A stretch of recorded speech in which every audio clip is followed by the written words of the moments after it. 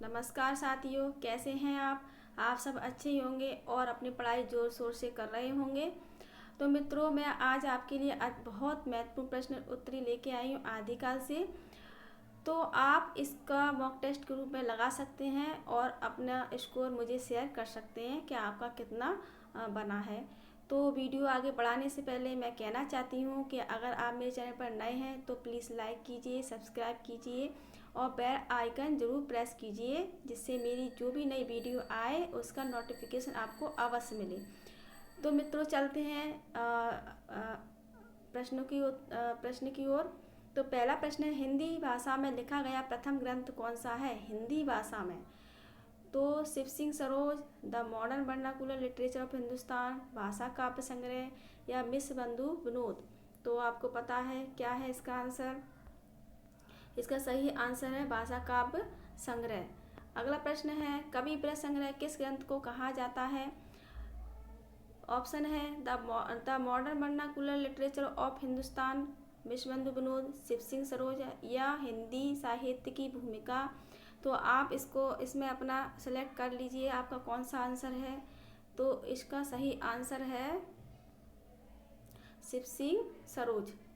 अगला प्रश्न है, मित्रों, अगर आपको चारों ऑप्शन के एक्सप्लेन अगर आपको चाहिए तो आप मुझे कमेंट बॉक्स में ज़रूर बताइए। मैं चारों ऑप्शन के एक्सप्लेन आपको बता दूंगी, क्योंकि अगर मैं चारों ऑप्शन के एक्सप्लेन करूंगी तो वीडियो काफ़ी लंबी हो जाएगी।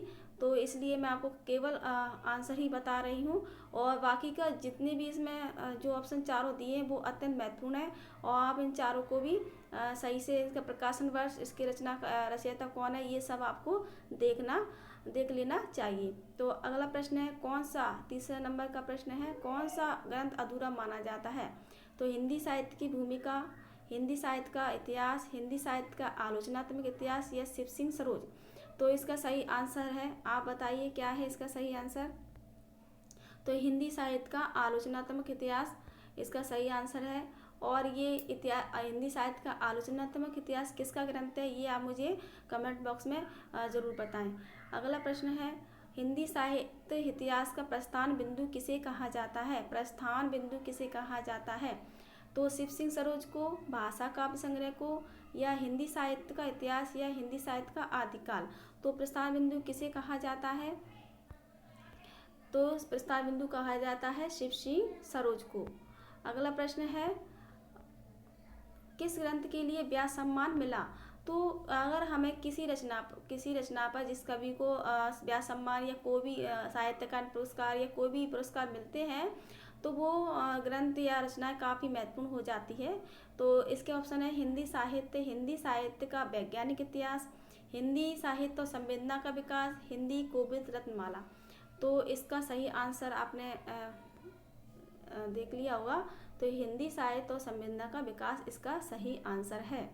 अगला प्रश्न है, हिंदी भाषा का उद्भव और विकास किसका ग्रंथ है? उदयनारायण तिवारी, श्याम सुंदर दास, हरिओद या ब्रजरत्न दास। तो इसका आंसर भी आपने चूज कर लिया होगा। तो इसका सही आंसर है उदय नारायण तिवारी। अगला प्रश्न है, खड़ी बोली हिंदी साहित्य का इतिहास ग्रंथ किसका है? खड़ी बोली हिंदी साहित्य इतिहास ग्रंथ किसका है, या हिंदी साहित्य का इतिहास ग्रंथ किसका है? तो इंद्रनाथ मदान, राहुल संस्कृतयान, डॉक्टर नगेंद्र या ब्रजरत्न दास। तो इसका सही आंसर आप बताइए कौन है। तो सही आंसर है इसका ब्रजरत्न दास। अगला प्रश्न है, रामचंद्र त्रिपाठी का ग्रंथ कौमुदी 1928 में असंगत है। जो रामचंद्र त्रिपाठी का ग्रंथ है कौमुदी, उसमें असंगत है, बाकी के सब संगत होंगे, एक असंगत होगा। तो लगभग 8 भागों में लिखा गया है, ये सही है। हजारों लोकगीतों का संकलन इसमें दिया गया है, ये भी सही है। इसमें लगभग 1000 कवियों का उल्लेख है और कोई नहीं। तो इसमें 1000 कवियों का उल्लेख है, तो ये गलत है, क्योंकि 1000 कवियों का उल्लेख राजा राम शुक्ल ने अपने इतिहास ग्रंथ में किया है। तो आप इसे ध्यान रखना। अगला प्रश्न है, कौन सा ग्रंथ आलोचनात्मक ग्रंथ नहीं है? आलोचनात्मक ग्रंथ नहीं है, बाकी के आलोचनात्मक ग्रंथ होंगे पर एक नहीं होगा। तो कौन सा है? हिंदी साहित्य की भूमिका 1940, हिंदी साहित्य का उद्भव और विकास 1952, हिंदी साहित्य का आदिकाल 1952, हिंदी साहित्य भाषा का विकास 1924। तो आपको ऑप्शन देखकर ही पता चल गया होगा। तो हिंदी साहित्य भाषा का विकास 1924, ये आलोचनात्मक ग्रंथ नहीं है और बाकी के सारे आलोचनात्मक ग्रंथ हैं। भाषा सर्वेक्षण किसकी रचना है? श्यामचंद्र दास, जॉर्ज ग्रियर्सन, हजारी प्रसाद द्विवेदी या आचार्य रामचंद्र शुक्ल। तो कौन है इसका सही आंसर? कौन सा होगा इसका सही आंसर? तो इसका सही आंसर होगा जॉर्ज ग्रियर्सन। बाकी के आगे बढ़ते हैं, आगे चलते हैं। कौन सा आचार्य शुक्ल ने काव्य भाषा का समय क्या माना है? काव्य भाषा का, ध्यान रखना, काव्य भाषा का समय बताया है, कौन सा है? 1853, 1842, 1845, 1870। तो इसका सही आंसर है 1853। आगे बढ़ते हैं। जॉर्ज ग्रियर्सन के हिंदी साहित्य का इतिहास का भाग नहीं है। तो जॉर्ज ग्रियर्सन ने 11 भागों में अपना इतिहास ग्रंथ लिखा है। तो इसमें से कौन सा नहीं है? मुगल दरबार, 18वीं शताब्दी, ब्रज का काव्य या सिद्ध सामंत काल। तो मुगल दरबार है, 18वीं शताब्दी का है और ब्रज का काव्य है, बाकी का सिद्ध सामंत काल इनका भाग नहीं है इतिहास ग्रंथ का। तो ये गलत है। आगे बढ़ते हैं। डॉक्टर रामकुमार वर्मा का इतिहास ग्रंथ हिंदी साहित्य का आलोचनात्मक इतिहास कितने प्रकरणों में विभक्त है? तो कितने प्रकरणों में विभक्त है? 8 प्रकरणों में, 4 में, 7 में या 9 में। तो इसका सही आंसर है 7 में। आगे बढ़ते हैं। डॉक्टर नगेंद्र ने रीतिकाल का समय क्या बताया है? क्या बताया है रीतिकाल का समय? 7वीं शताब्दी के मध्य से 14 शताब्दी के मध्य तक, 17वीं शताब्दी के मध्य से 9वीं शताब्दी के मध्य तक, या 14 शताब्दी के मध्य से 9वीं शताब्दी के मध्य तक। तो इसका सही आंसर बताइए, क्या है इसका सही आंसर? तो इसका सही आंसर है 17वीं शताब्दी से 19वीं शताब्दी तक, यानी 1700 से 1900 ऐसे देखते हैं तो उसी से। बाकी का आगे देखते हैं। बच्चन सिंह ने छायावाद का समय क्या बताया है? छायावाद का समय क्या बताया है बच्चन सिंह ने? तो 1918 से 1938, 1920 से 1940, 1938 से 1953, 1900 से 1918। तो क्या बताया है बच्चन सिंह के अनुसार छायावाद का समय बताना है आपको। तो इसका सही आंसर है 1920 से 1940।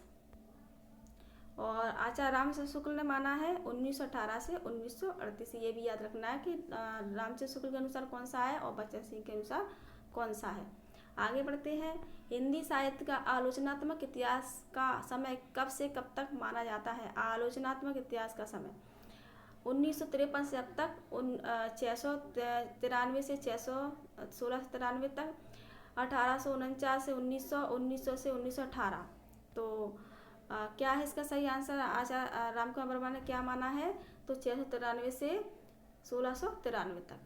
आगे अगला प्रश्न देखते हैं। रामकुमार वर्मा ने चारण काल का समय क्या बताया है? चारण काल का समय 1918 से 1938, 1974 से 1900, 1000 से 1375 या 1375 से 1900। तो इसका सही आंसर आप बताइए क्या है? इसका सही आंसर है 1000 से 1375। अगला प्रश्न देखते हैं। आचार्य रामचंद्र शुक्ल के अनुसार प्रकरण 2 में क्या है? ऑप्शन है सामान्य परिचय, अपभ्रंश काव्य, फुटकर रचनाएं, देसी भाषा का काव्य। तो क्या है इसका सही आंसर? तो इसका आंसर है अपभ्रंश काव्य। 2 प्रकरण में अपभ्रंश काव्य दिया है, पहले में सामान्य प्रकरण दिया है और तीसरे में देसी भाषा काव्य दिया है और चौथे में फुटकल दिया है। ठीक है। अगला प्रश्न है। कितने ग्रंथों को शुक्ल जी ने देश भाषा के माने हैं? देश भाषा के माने हैं, अपभ्रंश के नहीं, देश भाषा के। 4 ग्रंथों को, 12 ग्रंथ को, 8 ग्रंथ को या 9 ग्रंथ को। तो मैंने मेरी एक आचार्य रामचंद्र शुक्ल की सीरीज चल रही है, उसमें मैंने आपको बताया था कितने अपभ्रंश के माने हैं और कितने उन्होंने देसी भाषा के माने हैं। तो उन्होंने 9 ग्रंथ हैं, उनको देसी उसके किसके माने हैं? देसी भाषा के काव्य माने हैं। 8। अगला प्रश्न देखते हैं। रहस्य शब्द से रासो शब्द की उत्पत्ति किसने मानी? तो शुक्ल जी ने, जॉर्ज ग्रियर्सन ने, कबीरदास श्यामल दास ने या हजारी प्रसाद द्विवेदी ने। तो इसका सही आंसर आप बताइए, इसका सही आंसर क्या है? तो इसका सही आंसर है कबीरदास श्यामल दास ने।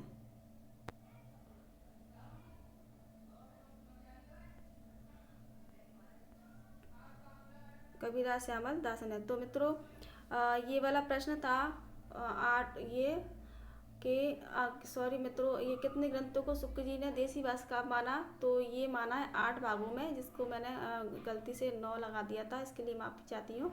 तो 8 ग्रंथों में और 4 को उन्होंने अपभ्रंश माना है।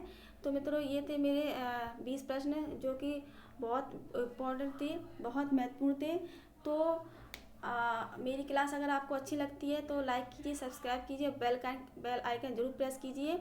और अगर आप ऐसी ही सीरीज आगे भी चाहते हैं तो मुझे कमेंट बॉक्स में ज़रूर बताएं। मैं ऐसे ही अच्छे प्रश्न और लेकर आपके लिए रोज़ आऊँगी। और आखिरी अंत तक बने रहने के लिए बहुत बहुत आभार, धन्यवाद।